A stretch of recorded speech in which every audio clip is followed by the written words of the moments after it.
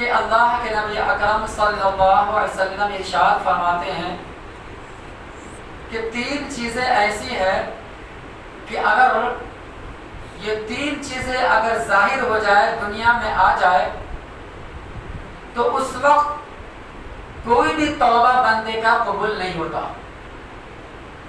اور نہ اس وقت ان کا ایمان لانا کوئی فائدہ دے گا، اور نہ اس وقت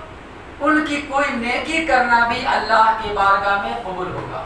اور یوں سمجھ لو کہ قیامت کی بڑی بڑی نشانیوں میں سے 3 بڑی نشانی کا ذکر ہے کہ اگر یہ 3 چیزیں ظاہر ہو جائے، جب آ جائے، جو قیامت کے قریب آئیں گے، اس میں کوئی شک نہیں، تو اس وقت اگر کوئی مسلمان سے ایمان میں اضافہ کرنا چاہے، نیکی بڑھانا چاہے، کوئی ثواب نیکی کا کام کرنا چاہے، تو کوئی ثواب کا کام نہیں ملے گا، ریجیکٹ۔ یا یہ کہ کوئی کلمہ پڑھنا چاہے، کوئی مسلمان بننا چاہے، وہ ایمان میں داخل ہونا چاہے، یا کوئی اپنے گناہوں سے توبہ کرنا چاہے، تو ان کی توبہ بھی قبول نہیں ہوگی، ان کا ایمان لانا بھی اس وقت کوئی فائدہ نہیں ہوگا۔ یہ نبی کی حدیث کیا ہے؟ نمبر 1، اللہ کے نبی اکرم صلی اللہ علیہ وسلم بیان فرماتے ہیں طلوع الشمس من مغربها، سورج کا مشرق کے بجائے مغرب سے نکلنا۔ ابھی تو مشرق سے نکلتا ہے، جب سے یہ دنیا بنی ہے تب سے یہی دیکھ رہے ہیں، اور یہی سسٹم چل رہا ہے، یہ اللہ کا بنا ہوا نظام ہے۔ لیکن ایک دور ایسا آئے گا، ایک وقت ایسا آئے گا کہ سورج مشرق کے بجائے مغرب سے نکلنا شروع ہو جائے گا۔ تو جب مغرب سے سورج نکلے گا، اس وقت اگر کوئی چاہے کہ آپ ایمان لائے، کلمہ پڑھ لیں، مسلمان ہو جائے، یا کچھ نیکی کا کام کر لے، صدقہ خیرات دے، یا حج عمرہ کر لے، یا اسی طریقے سے نماز وغیرہ پڑھ لیں، کوئی فائدہ نہیں۔ کیوں؟ یہ نشانی ظاہر ہو گئی۔ اب یہ نشانی کے ظاہر ہونے کے بعد اللہ کی بارگاہ میں کوئی نیکی قبول نہیں ہوتا۔ اس سے پہلے تم کر لو تو ٹھیک ہے، ورنہ وقت اگر آ جائے تو کوئی فائدہ نہیں۔ اسی وجہ سے اللہ کے نبی اکرم صلی اللہ علیہ وسلم بیان فرماتے ہیں کہ قیامت کی بڑی نشانیوں میں سے اللہ تعالیٰ نے ایک سب سے بڑی نشانی یہ قائم کیا ہے کہ سورج مشرق کے بجائے مغرب سے نکلے گا، اور اس وقت جو ہے کوئی بھی چاروں طرف برائی ہوگی۔ کیسے؟ آگے اللہ کے نبی بیان فرماتے ہیں کہ دوسرے نمبر پر جو بیان کیا گیا وہ ہے دجال، کہ دجال بھی جب ظاہر ہو جائے، نکل جائے، جیسا کہ دجال کے بارے میں کل کے درس میں نے اس کی وضاحت کی تھی، تفصیل میں جانے کی ضرورت نہیں۔ یہ ایک آنکھ اندھا ہوگا کانا دجال، دنیا کا سب سے بڑا فتنہ، یہ پوری دنیا میں فتنہ فساد برپا کرے گا، اور ساری دنیا کا ایک چکر لگائے گا، پوری دنیا میں گھومے گا، چاروں طرف سیر کرے گا۔ لیکن حدیث میں آتا ہے 4 جگہ پر، 4 مقامات پر یہ کانا دجال داخل نہیں ہوگا۔ اللہ تعالیٰ اس کو بریک لگا دیا، پابندی۔ کون سے 4 جگہ؟ ایک ہے مدینہ، مدینہ میں دجال نہیں آ سکتا، اللہ تعالیٰ نے اس کو محفوظ کر دیا۔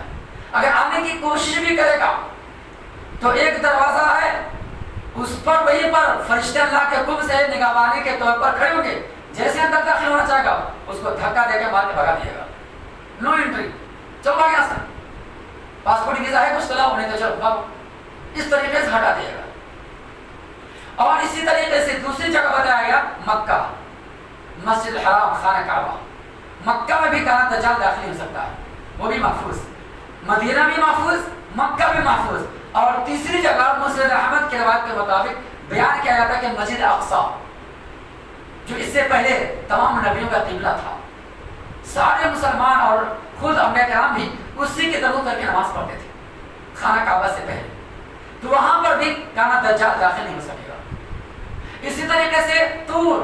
یہ وہی طور ہے، کوہ طور، ایک پہاڑ جہاں پر اللہ تعالیٰ نے موسیٰ علیہ السلام کو بلایا تھا نا، ایک مقدس جگہ ہے، انک بالوادی المقدس طویٰ،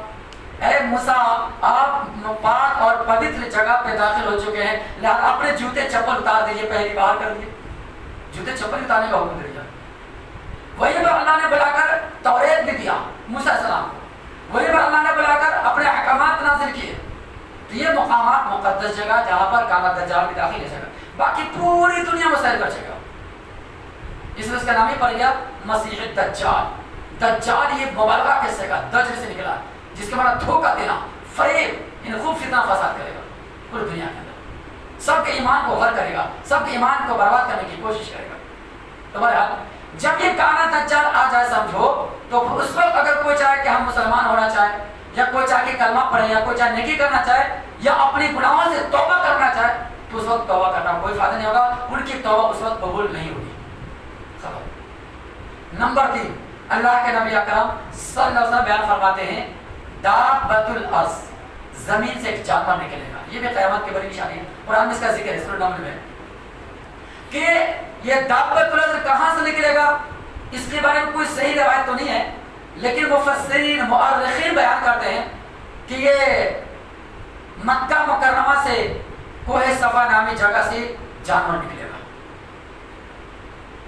اور جس وقت یہ جانور نکلے گا نا، پوری دنیا کے وقت اس وقت برائی برائی ہوگی،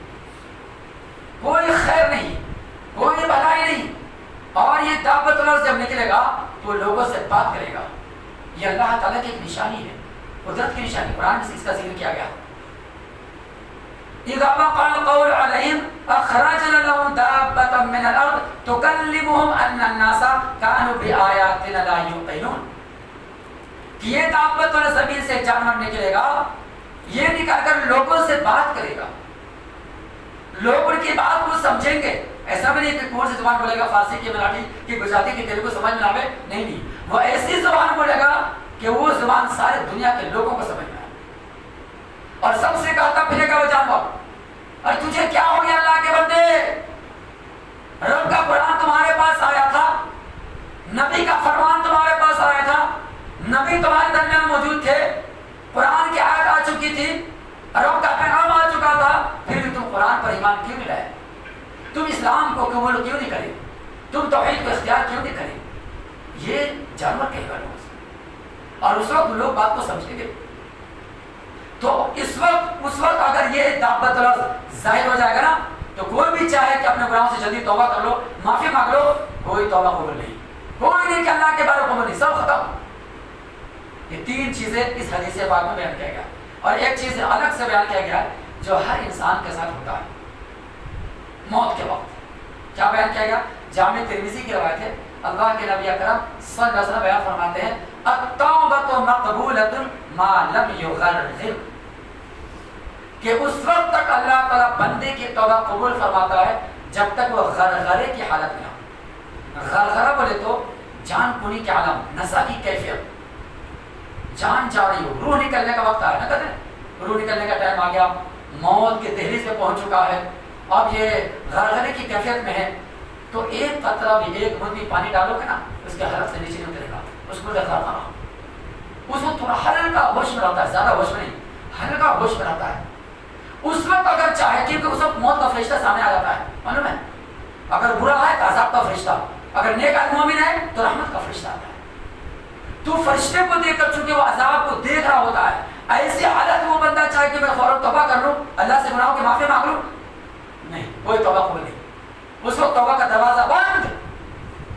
اللہ کے نبی اکرم صلی اللہ علیہ وسلم بیان فرماتے ہیں دنیا میں ایک دروازہ ہے جس کی مسافت 70 سال کی دور تک ہے، لگاتار کنٹینیو، کوئی آدمی گھوڑے پر سوار ہو کر چلتا رہے 70 سال کے بعد جہاں پہنچے گا وہ آخر اس کی منزل ہے۔ تو کہا گیا مسند احمد کی روایت کہ 70 سال کی دوری پر ایک دروازہ ہے، اس وقت تک بندے کا توبے کا دروازہ کھلا ہوتا ہے،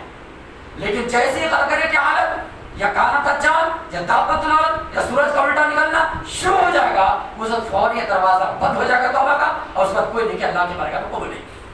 یہ ہے اس حدیث کا خلاصہ جو میں نے پیش کیا۔ اللہ سے دعا کہ اللہ تعالیٰ ہم تمام مسلمانوں کو دین کی صحیح سمجھ اور نیک عمل کی توفیق عطا